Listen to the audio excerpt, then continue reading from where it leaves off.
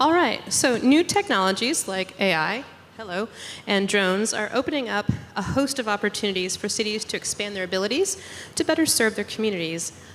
But how can they take full advantage? Join us as Google, Wing, and the City of Frisco, Texas explore the future of tech, policy, and procurement in smart cities. Question 1. A critical component of access to innovation is regulation. We hear a lot in the news suggesting a lag between the two. In your observation and experience, is there really a lag? And if so, can you share your thoughts on how that might be addressed in order to increase access to innovation to better serve our communities? Shall I? Go ahead. From our perspective in the City of Frisco, in many cases, the things that we're doing in the innovation space, there's not a roadmap. And without a roadmap, there's definitely not regulation that prohibit us from doing something. It's more of do we have a policy? Do we have a practice? Do we have a reason a way that we can do this? And for our example with Wing, there was really not a format or template on how you permit autonomous drone delivery. That's never been done before, so we certainly didn't have a policy, and there was nothing regulating us from stopping to do it. It was more of, if we do it, then we have to make sure that we have these checks. And we see that with a lot of innovation, if you will, things in the space. There's not a legal practice, and I know when I speak to our legal staff, I have to sit down and say, I'm going to explain something to you. We've never done this before. Your answer can't be no. It has to be no, but, or just hold on to save your no. So I think we're still trying to blaze new territory in many cases, and there's not a policy or a practice to stop us. I agree, yes. So let me just back up really quick. This is our Wing drone. It's an autonomous vehicle.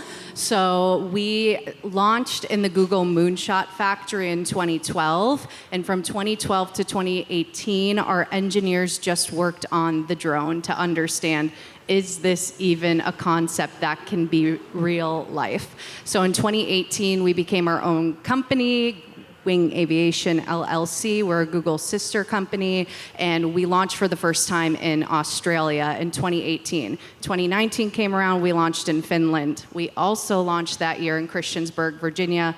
Fast forward to 2022, last year, April, 1 year, we launched in Frisco and Little Elm. So I tell that background story because we did not do this for the first time in the United States. So regulations, in my mind, aren't just at the municipality level, but they're also at state and federal.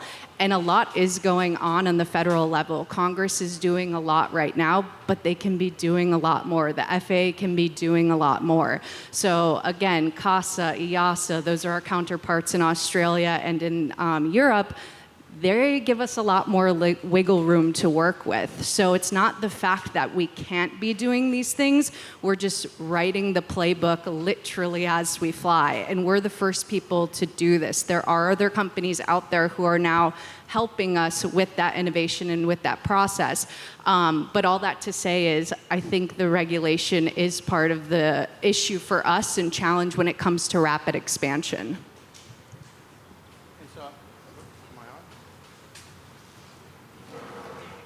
Does that work? Yeah, cool. All right, so I'm a former government person, by the way, working with Google Public Sector. And so I think the answer to the initial question of which comes first, regulation or technology, is the answer is both. And as with most things with government, there tends to be a lag, right? We have situations where our legislatures, our city councils, the people that are in the governing bodies over technology they're not there because of their expertise in technology, right? And so oftentimes they don't know how to regulate, or they don't know the rules to pass for it. So oftentimes they apply old regulations to that, right? So we see that with data governance and some other things where we had these compliance standards that were in place for the paper documents, then being applied to electronic documents or electronic data. And so that's one way that it happens. You just basically shove new wine into an old wineskin, if you're familiar with that phrase. And so that's one way it happens. The other way is where you're regulating to catch up with technology that has not existed before. And again, one of the reasons we have regulatory agencies is because in theory, or departments, because in theory they have a better idea of the technology than the rule makers themselves, right? And they're interpreting what the rule makers are doing into what is reality becomes. And then you're playing catch up sometimes, like with the Chat GPT and other AI. You know, it's a new thing, and legislators don't know quite what to do with it. They think something should be done with it, and they're getting pressure from the public to do something with it. Same thing with social media companies and the like, right? So it's a push-pull kind of thing. As always, once enough pressure builds from the public or from other sections of society, they will jump in and attempt to regulate. I'll say the danger of pre-regulation is that then you're stifling potentially innovation, right? Because then you've got, and it's not an equitable thing either, because then you've got the people with big voices, the really large corporations that are fronting technology. They're putting things into regulations because that's who your legislatures and your rules makers go to for sanity checks. They get the things put in place that allow them to succeed more than maybe the smaller things. And like Google has the innovation labs, other large companies do too. But at the end of the day, it's a very delicate balance. Sometimes it's done well, sometimes it isn't. But in general, I think we all know as a society that there do need to be regulations put in place to control some aspects of this technology. You just don't want it running wild. So there is no easy answer to your question. It's a multifaceted kind of thing. I want to add something, just if you don't mind, and I think those were great points. And I've heard it kind of over today about government being slow and the lag and things like that.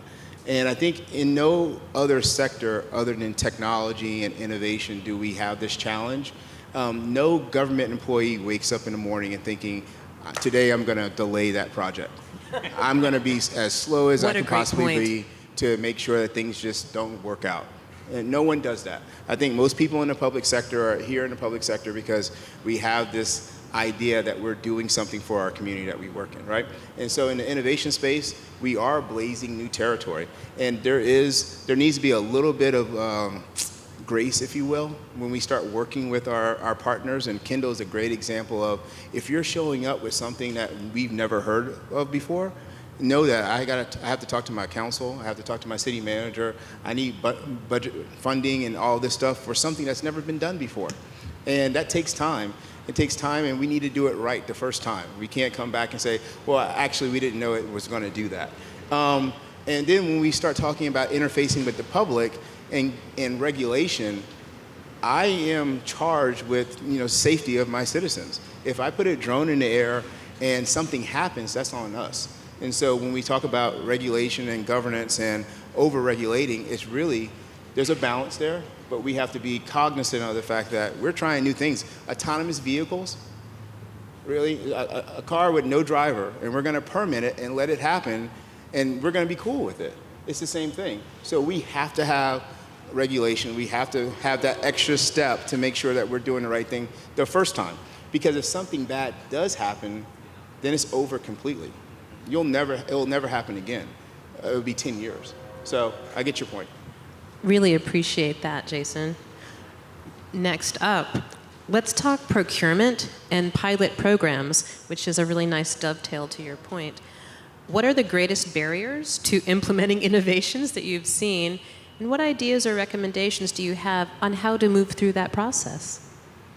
For us, it's truly the fact that this is completely new to everyone, not just the municipality, but to literally everyone globally. So it's very hard to explain if we say, hey, we have an uncrewed aircraft, a drone, if you will. People generally think of two things: military or your DJI drone that your neighbor's flying. And ours is neither of those things. This is built and designed for package delivery. So it's a lot of re-education for us with the community, quite frankly, of where we're operating, and then also those surrounding communities. And then it's working with partners like the City of Frisco. We joke that they roll out the government red carpet for us, and they don't put up government red tape because they are so willing. You heard Jason say you have to say no, but, or ask more questions. And we really appreciate that with the relationship with them, because they want to have innovation in their city. And it's a lot of hey, can we do this? I don't know. Let me get back to you. Let me find out. I'll call you back in a week. Okay, great. So I think that's part of it for us, is just making sure that the people you're talking to have a level of comfort of what it is that you're trying to accomplish. And I think it's being a partner. Like Kendal, she has my cell phone number, and she texted me and said, this is what's happening. And she was incredibly upfront with communication. So I consider Wing to be a partner of ours, and now I have no problem pitching them to anyone and saying this is how we got to this process. But she's right. When I went to our development services department and said, I want to permit a storage container in the middle of a mixed-use development. And the first answer is, no, we don't do that. I said, all right, but wait, it's because of this. And we're going to fly drones out of it all day long. And they're like, well, how does that work? So the next conversation was 30 minutes of, would people actually use that? And I let these planners have the conversation. And at the end of it, I said, thank you, planners, for your input. Can I permit it? And the answer was yes. And then we went on. So to that point of education, it's almost a storytelling opportunity. To get back to your purchasing piece, when it's all non-budgeted, we have to get to a point where we can prove up, show that case, show the use case. Our procurement policies in Texas have not evolved to look at what it looks like to permit or even purchase a drone, autonomous drone delivery. I'm doing augmented reality right now for a city park, and what could have been done probably in about 3 weeks has taken us 6 months just to get it through the process of approval, and that's because our purchasing processes here in Texas and probably other municipalities have not evolved to look at technology as a service that we can quickly procure. So, And I'll add to that, because the one thing, I was with the state, and the cities and municipalities were always able to procure much quicker than we could because of the biennial budget process in Texas, right? So you had to get things on the books 2 years ahead of time, unless you had it out of daily op. So it had to be a small project if you wanted to do it quickly and could make the justification for it, or you had to budget for it over a 2-year cycle. And one of the things that I've found throughout my government career, as well as on the commercial side of the world, is that public sector, cities, counties, states, federal government, work on an economy of public trust. And so you have to build trust. Like on the commercial side, I have to build trust with the folks I'm selling into. But it's also true inside the government. You have to build trust with your hierarchy so they trust you to do something different. And that's the way you do that, is building on success, right? So look at some of the titanic failures we've seen in government, some of the $10 million projects that never work, those kinds of things. That's the antitrust side of things. And generally, when you do that, it's much harder to bring something innovative to a government body to have them actually action it. So by working on the smaller things first, that you can get wins where you build up the trust of, in the case of cities, mayors, city councils and such, legislatures in the case of the state. That's the way, that's going to ease your procurement cycle. But procurement's still bound by the regulations they're governed by. And so you can make things work quicker by proving to procurement as well as the leadership that you know what you're doing, and you're going to use these funds effectively, right? Because no one wants a failure, because it's a direct correlation between the perception of government systems and IT projects and other projects, road projects and like. So if someone sees a problem, if citizens sees a problem with a government project, they lose faith in their government as a whole. It's not the whole government's problem. It could be things just went wrong nature-wise, or there was some problem with product management, all kinds of things go wrong. But the citizens don't see that. They see that government has failed. And thus it's harder to justify future big things when you're not doing the littler things in proper order. Thank you so much. So let's talk about the City of Frisco Wing program. How did this come about, and what were or are your most significant takeaways? So how it came about was we were looking for a new city to expand in, And we have a lot of requirements on our end. Where's good weather? Where's an accepting community? Where can we fly almost 365 days a year? And where has good regulation as well at the municipality and state level? So after doing a lot of research, we pinpointed a lot of cities in the North Dallas region. We wanted to go to a city where it was the first time we were going to be operating in a major U.S. metro, and immediately my eyes locked on Frisco. I know just from my research, and for background, I live in Austin, so I don't even live in the area. So from my understanding, Frisco is wanting to have new pilot programs. They're incredibly innovative. And we called up Jason and the mayor's office and said, can we just sit down and have a conversation and tell you what Wing is trying to accomplish with our drone delivery? And Jason said yes, and kind of the rest is history from there. We started talking in July of 2021. We made the announcement on October of 21 and then launched last April. I will tell you that, so Kendal, I think it was supposed to be like a half an hour, 45-minute meeting. I think we were there for almost 2 hours. And on our second meeting, I was able to grab a couple of our deputy city managers, and our mayor was actually out of town, and I kind of emailed them and said, this is what's happening. You might want to sit in on this. And he showed up as this first, from the airport, he came directly to a meeting, and he said, lean in heavily on it. And so we were able to do that. So the same thing I said in the last session is having that backing support from the highest level of our city really helped us to kind of push through some of those regulations, some of the newer things that we've never heard of, some of the takeaways. When you mentioned some of the bigger takeaways, I think the biggest thing that made this relationship a success was Wing's willingness to be completely and totally integrated in our community.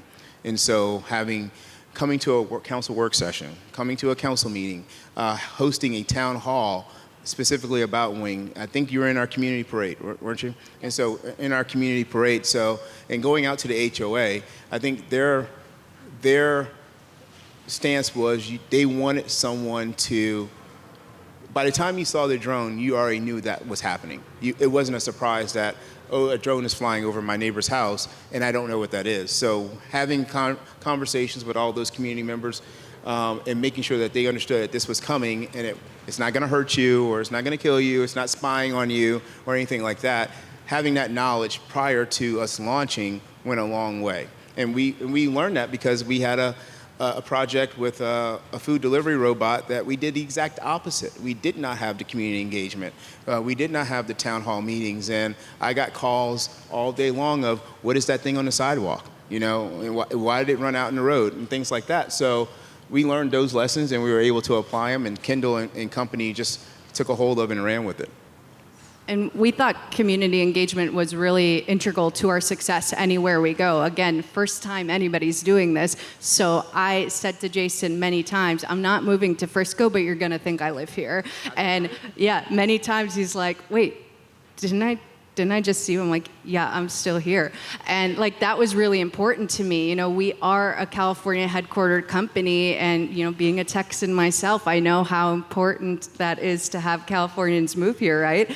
And people I didn't want people to think in Frisco that we were just dropping our drones and leaving, and there wasn't a point of contact there, because it's not Jason's responsibility. So that was another thing. We were everywhere and anywhere you could have turned, and I would tell people if they didn't know my face or know my drone, that I wasn't doing my job the right way. And I think you got one phone call.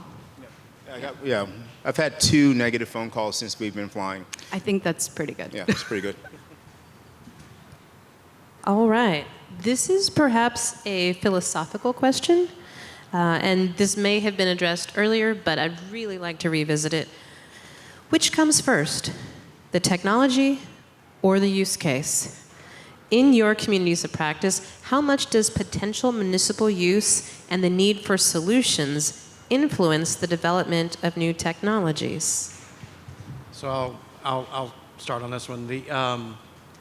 The use case almost always, you may not know you have the use case yet until you see how to solve it, but the use cases are there, especially in public sector. The goal is public safety, it's supporting communities, it's ensuring economic development, And so the meta, if you will, use case is first, and it's been around forever since humanity started forming communities, right? When we get new technology in, we have the use case, and then we hone it down to what the technology can actually solve for. Or in the case of public sector, we put out an RFI or an RFP or an RFO, something to solve it. And RFIs are a good way. You have a problem. The commercial community is going to respond to it and inform you of, we've solved it this way. This is our approach. This is all that. But at times, if they're good vendors, they will come back and say, have you looked at this problem? This isn't your real problem. This is your real problem. And solve the real problem, or talk about the real problem and how technology can solve that versus the specific use case that you may be addressing. And so, in my opinion, it's almost always the use case. New technology simply shines a light on solutions for existing use cases. I think you're spot on. I think in our sector, in many cases, I know I personally work backwards, and I've been given the leeway to work backwards. I know that the use case is there, and that's great. But many times, if I look at my email today and over the week, I'm getting solutions, technology solutions that are offered to me for use cases I may or may not have. And I'll give you a perfect example. Kylie talked about the autonomous mower. There's not an autonomous mowing company that said, I want to use this specifically for baseball fields.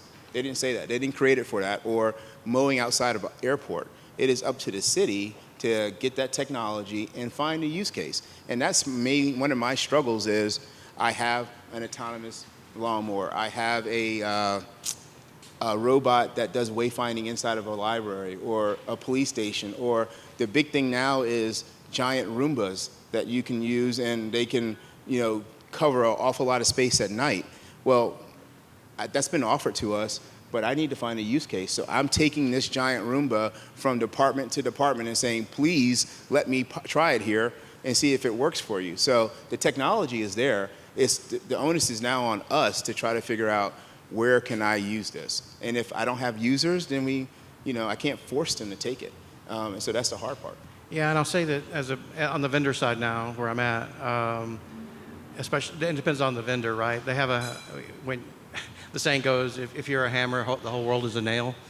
And you're really trying to find a nail for that hammer many times on the vendor side. So they really are reaching out to the customers saying, I've got this really great thing, it can solve so many issues for you. But that issue may not be a priority issue for the customer, but their job is to sell that hammer. And so that's why you get a lot of these unsolicited things in your email, is that they're looking for that nail that you have that they can solve the problem for. And so, yeah, I agree completely. And I saw that when I was with government as well. And for us, it was use case. I wish I brought one of our hex totes. That's our box, our package. It's pretty small. It's about this big. Think of a rotisserie chicken. It fits in there. We deliver a lot in Australia, and it's our weight capacity, which is 3 pounds. So our use case was delivering small items from place to place quickly. So under 10 minutes is what we can do. We fly at 65 miles an hour, and we have a 10-mile radius. So that was our use case, and now we just have to apply it to the airspace that makes sense for us and where we can be regulated. Thank you so much. What is the key to responsibly adapting to and adopting new technologies? Corollary, what are a few of the new technologies or practices on the horizon that you are most excited about? Community engagement, period, hard stop. Like, you've heard that all day, so I don't feel like I have to get into that very much, but that's what is going to make anybody successful, that there is education out there and information, and it's not just you flooding somebody's inbox, but truly boots on the ground, talking, having a real conversation with someone, and if you can, bringing your product so they can see it, touch it, feel it. You're all welcome to hold this at the end of the day. It's styrofoam, it's 10 pounds, it's lightweight. Like, we made it so it's not intimidating. So that's it for me.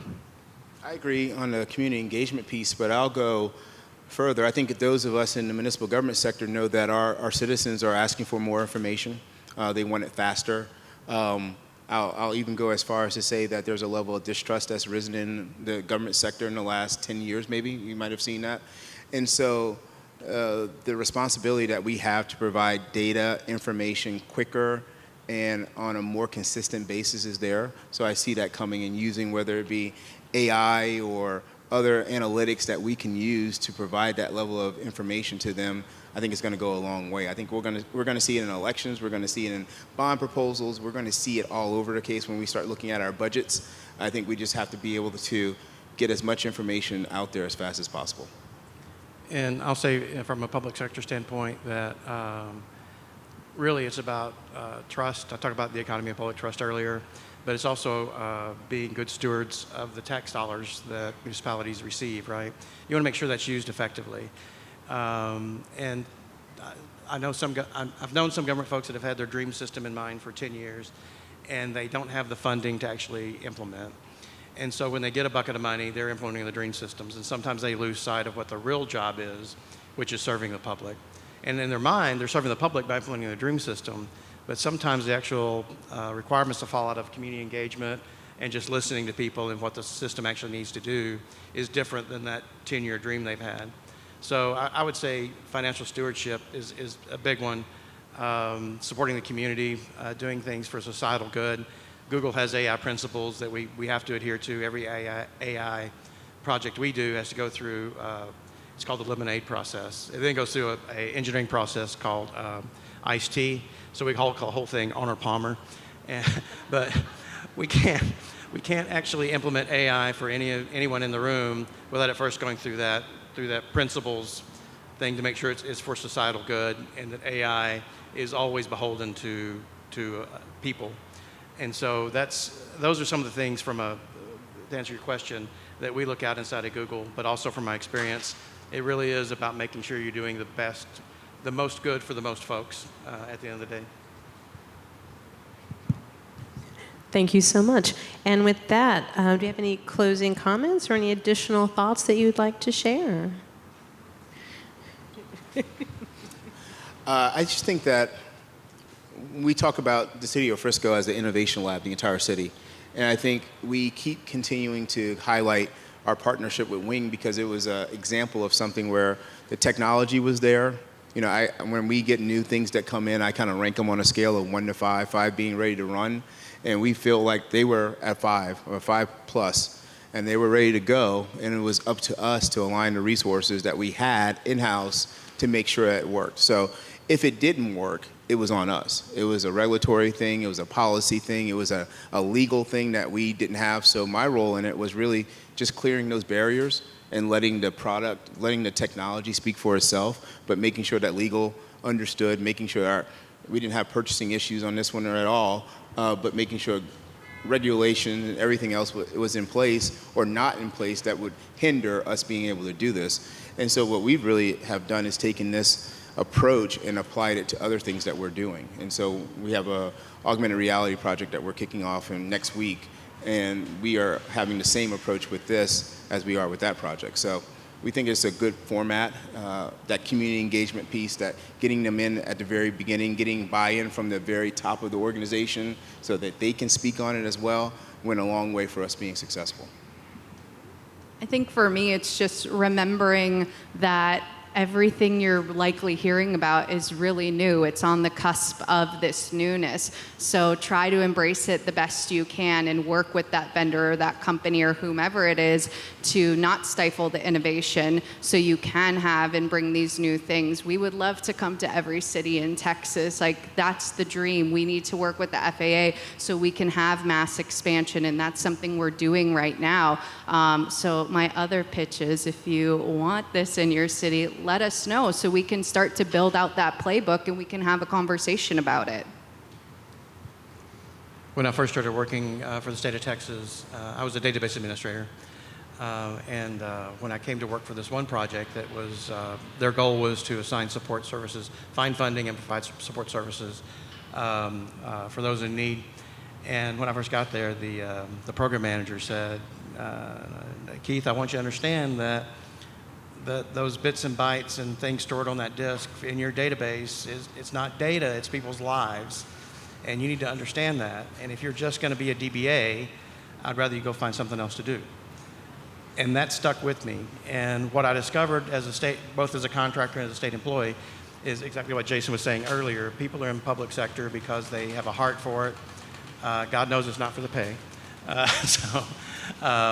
So, you know, and my guiding star throughout my time with the state, and as a vendor as well, has been make the road a little better every day in whatever you're doing. And if you're doing that, if that's your North Star, you're going to succeed regardless of what projects get denied or approved or anything else. If you're making your citizens' lives better or attempting to make your citizens' lives better every day, you will, and that's going to make the world a better place. So go forth and conquer. Thank you so much. And with that, we do have time for a few questions. Do we have any questions from the audience? Yes, sir. Joyce, do you have does someone have a nice microphone for the gentleman? And instead I won't. Sorry if I missed this, but what do you do with the drone, Jason? We deliver small packages under 3 pounds. So here in Texas, our partners Bluebell Ice Cream as well as Walgreens, a few more coming soon I wish I could talk about but can't quite yet. So basically it's convenience. Anything that you want to your doorstep in under 10 minutes, the drone will fly it to you 65 miles an hour. It hovers at 20 feet. It retracts a tether. The box drops to the ground. It unattaches itself. It's all gravity. Tether goes back up. Drone comes back to us. All right, thank you. Thank you so much. Do we have another question? Yes, so my question is around kind of the ROI. I know y'all probably measure kind of how many trips, you know, it takes, how many times it goes out, but are there any like soft costs or like soft ROI that you measure, like customer satisfaction, for example? Do you do surveys regularly with the public to see if they really like it and how it's going? Really good question. We do all surveys, all sorts of things. Again, with our community engagement, we ask for survey, or like, they don't know they're being surveyed, but we're asking them a series of questions like, have you used the drone before? Are you familiar with Wing? Things of that nature. And then, of course, if they say yes, we kind of dig deeper a little bit into that. So we're always having that data collected in person. And then as well, when you get a delivery, it's not so much like a Lyft, Uber, Postmates type where you automatically get like, rate your driver or rate your experience. But we will send out surveys on a quarterly basis and get that feedback. And then because we've created this atmosphere of very communicative feedback loop with our customers, they oftentimes just email me personally or our like general CX inbox to let us know that something's going on. Or it can even be as simple as, hey, Walgreens doesn't have sugar-free Red Bull, like can you put that in the catalog? So it's truly anything and everything that you'd think we'd be getting and hearing from the community. And Frisco residents aren't really shy about feedback when it comes to things that they do or do not like. And so we've been really open in regards to if there's a problem with something that we're helping with, please let us know. And like I said, I've had 2 complaints. And I think the biggest issue that I have is that we have individuals saying, I want it to come to my house too, and my zone isn't available. That's the biggest concern that we have. Any other questions?